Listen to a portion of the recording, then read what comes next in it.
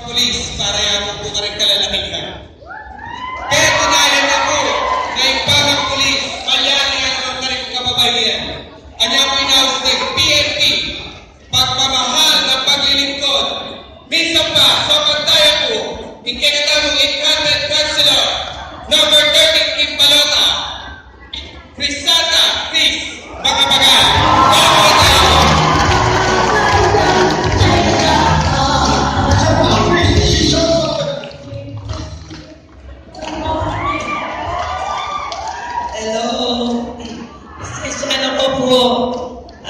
Medyo may concert ko po siguro niya pa gusto.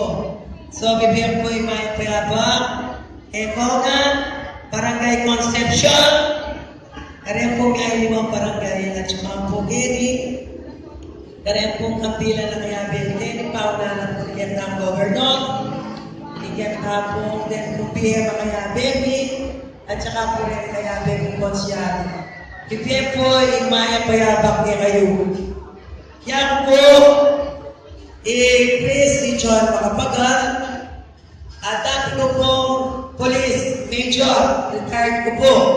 Big service yun na po, kaya nagipalentamo at tungkol at mga banwa. At salukuyan po, makalunong kong konsya.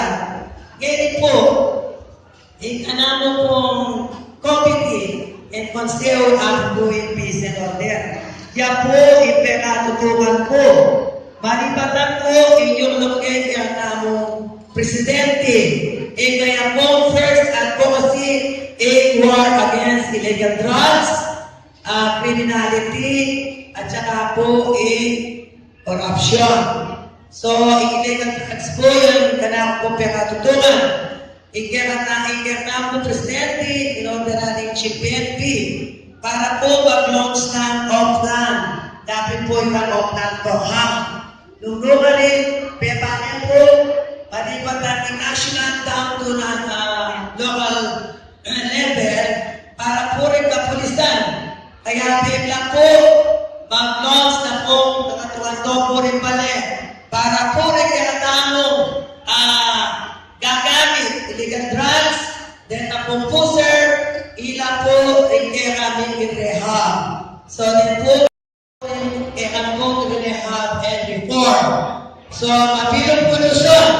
In San Simon, yung pinaka-mumunang tili at din ang rehabilitation center, inopen emong Father Homer Policarpio, ito pong bahay pagbabago.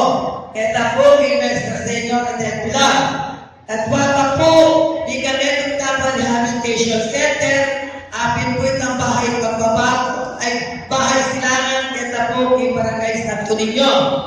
Ilan po rin kaya kami po, tinulungan din, tempong bata, ilapin po rin Barangay Anti-Drug Council, ilan po, yung kapitan and chairman, kita pong pisenorte na pong kagawa, plus deta pong talon na, ilang po rin mag-obra pa rin kaya katamong malilinilandas ang kapatal.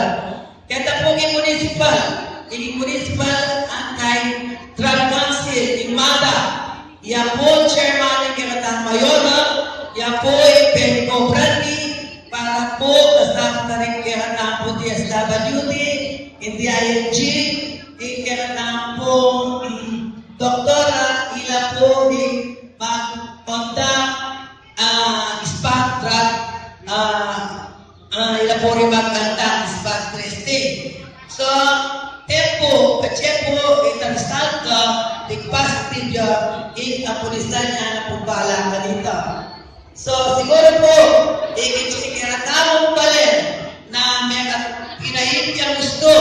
So, takala po rin investors gaining, ma-invest kinatamo. So, kinatamo pong local taxes, may regulya po. Kaya pagkaragunda po, pagsisigap ni Kiyatang Mayora, may regulya po Kiyatang munisipyo. So, meron pa pong award.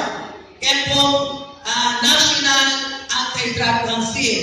Kanya po December 20, 2018, may receive kaya po Performance Award, Silver Award po.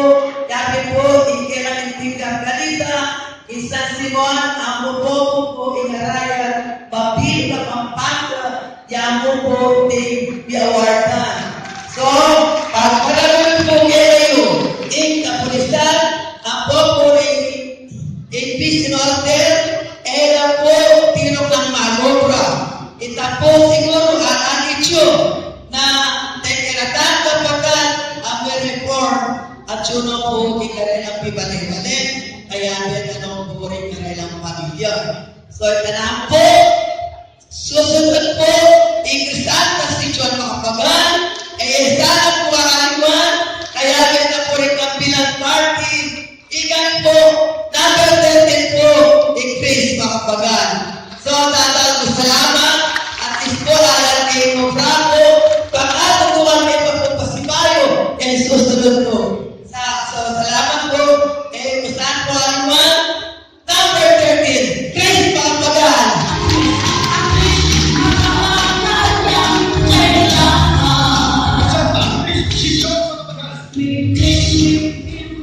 Thank you so much po.